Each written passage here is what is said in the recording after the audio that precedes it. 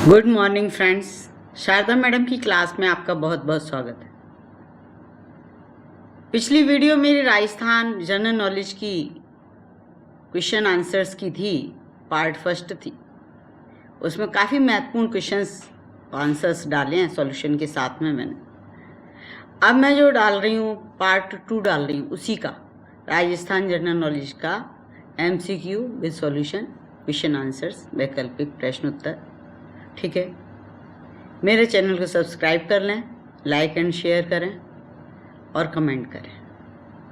अब सीधे हम अपने टॉपिक पर आते हैं। Rajasthan general knowledge MCQ with solution part 2, Rajasthan सामान्य ज्ञान के वैकल्पिक प्रश्न उत्तर सॉल्यूशन के साथ में पार्ट 2। निम्न प्रश्नों के सही उत्तर छांटिए। RTE क्या है? RTE क्या है? बाल शिक्षा का अधिकार अधिनियम 2009 है, या फ्री में सभी छात्र छात्राओं को भोजन व्यवस्था है, या सूचना का अधिकार है, या प्रॉपर्टी का अधिकार है। तो RTE राइट टू एजुकेशन, ठीक है, फुल फॉर्म है RTE की राइट टू एजुकेशन। ठीक, अब सॉल्यूशन है it is the act of free. Solution है it is the act of free and compulsory education for 6 to 14 years old children. यह है 6 से 14 साल तक के बच्चों के लिए अनिवार्य और फ्री शिक्षा की व्यवस्था, ये एक्ट बनाया गया है। और देयर आर 38 धारास, इसमें 38 धारा और 38 नियम बने हुए हैं।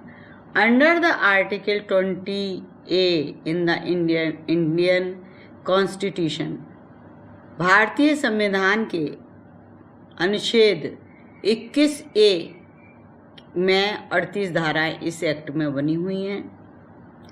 NRTE free education for all students, और RTE में सभी विद्यार्थियों के लिए फ्री में एजुकेशन है।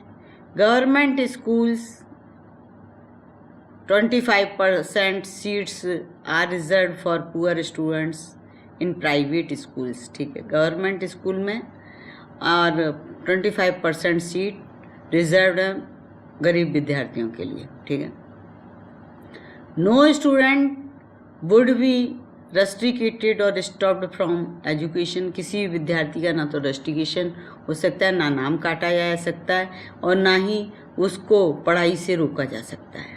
There are 159 countries are involve in RTE, और RTE में 159 देश शामिल हो चुके हैं।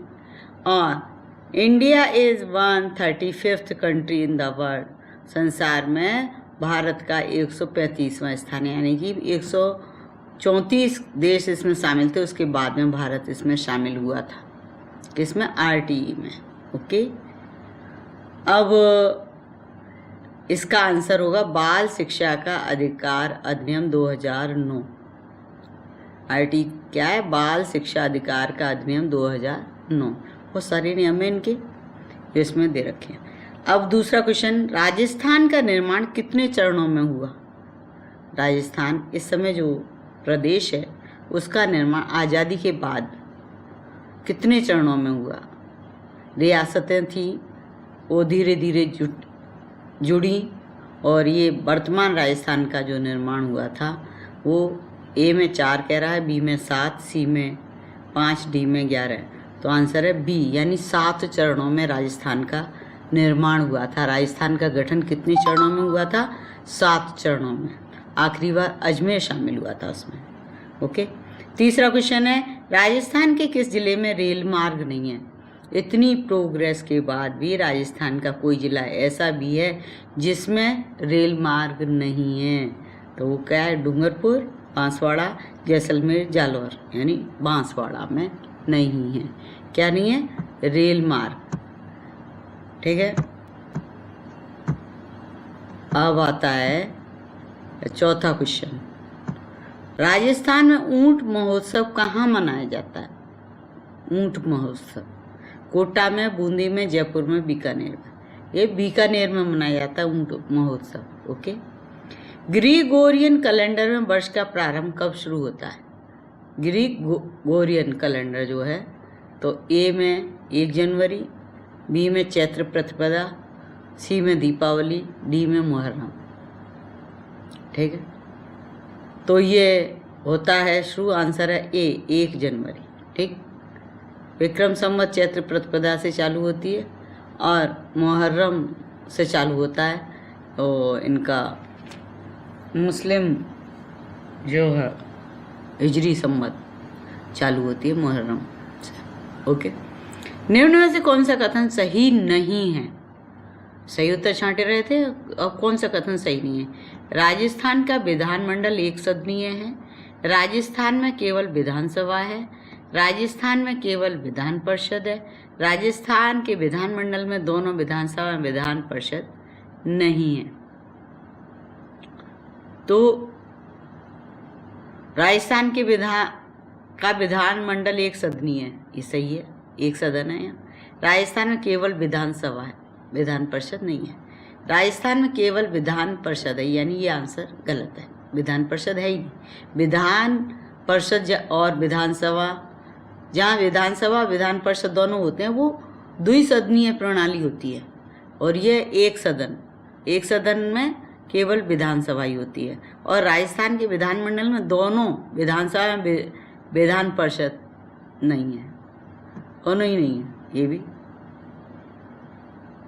मतलब दोनों नहीं है कि ये है होना चाहिए।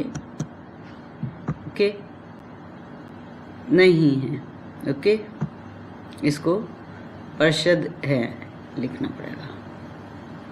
अब आया, यानी दोनों ही नहीं है, एक तो है विधानसभा तो है, परिषद नहीं है, तो दोनों एक साथ नहीं है, ये अर्थ ही है। अब 7वां क्वेश्चन, राजस्थान के प्रथम एवं आखिरी राज प्रमुख कौन थे? वह कब बनाए गए? पहले और आखिरी राज प्रमुख कौन थे? पहला गुरुमुख निहाल सिंह 1 नवंबर 1956 में। दूसरा है भूतपूर्व महाराजा सवाई मान सिंह 30 मार्च 1949 में। तीसरा है महारानी गायत्री देवी 1962 में। और डी है इनमें से कोई नहीं, आंसर है बी, भूतपूर्व राजा सवाई मान सिंह 30 मार्च 1949 में बने थे। कौन बने थे? राज प्रमुख, पहले और आखिरी। केवल एक ही राज प्रमुख बना था राजस्थान में, और वो फिर बाद में राजपाल की बन गए थे ये 1956 में। गुरुमुख निहाल सिंह, इनका पद बदल दिया गया था, राज प्रमुख से राजपाल कर दिया गया था। और पहले जो राजपाल थे वो निहाल सिंह जी थे, राज प्रमुख जो थे महाराजा सवाई मान सिंह जी थे। ओके, और महारानी गायत्री देवी ये जयपुर से जीती थी, चुनाव लड़ा था इन्होंने, जयपुर से जीती थी 1962 में, पहली बार सांसद एमएलए बनी थी। अब आया 8वां, डांग की रानी के नाम से किसे जाना जाता है? डांग की रानी, धौलपुर, करौली, झालरापाटन, भरतपुर। इसमें सॉल्यूशन दे दिया है कि Dholpur is called by the name the red diamond, यानी भरतपुर को लाल हीरा के नाम से जाना जाता है। Eastern entrance gate of Rajasthan, पूर्वी प्रवेश द्वार राजस्थान का, किसको? धौलपुर के बारे में बात हो रही है। तीर्थों का भांजा, धौलपुर को ही कहा जाता है, 3 नाम हो गए। और तीर्थों का भांजा मचकुंड में है, जो धौलपुर के अंदर आता है। ठीक है, अब आया करौली इज कॉल्ड द डांग की रानी, करौली डांग की रानी के नाम से जानी जाती है। और झालरापाटन जो है is called with the name is घंटियों का शहर, झालरापाटन घंटियों का शहर के नाम से जाना जाता है। Bharatpur is called with the name is Rajasthan entrance gate, Rajasthan का प्रवेश द्वार भरतपुर कहलाया जाता है। इसलिए हमारा इसमें हो गया आंसर बी। आंसर बी कौन है? करौली। डांग की रानी के नाम से किसे जाना जाता है? करौली को जाना जाता है। ओके, अब आते हैं हम सीधे 9वें क्वेश्चन पे। जोधपुर को किस किस नाम से पुकारा जाता है?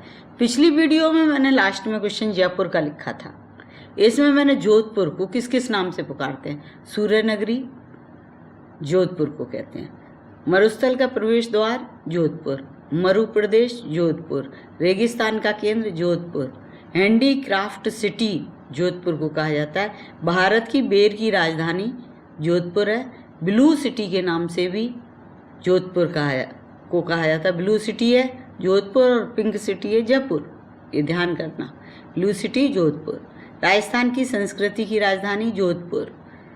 विधि नगरी के नाम से भी जोधपुर को जाना जाता है।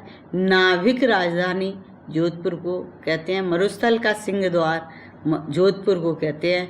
राजस्थान की प्रहरी मीनार, एक थंबा महल जोधपुर में है। राजस्थान का भुवनेश्वर ओसिया जोधपुर में है। राजस्थान का ताजमहल जसवंत थड़ा जोधपुर में है। अब बता, भारत में आज़ादी के बाद वन नीति कब घोषित की गई? आज़ादी के बाद वन नीति कब घोषित की गई?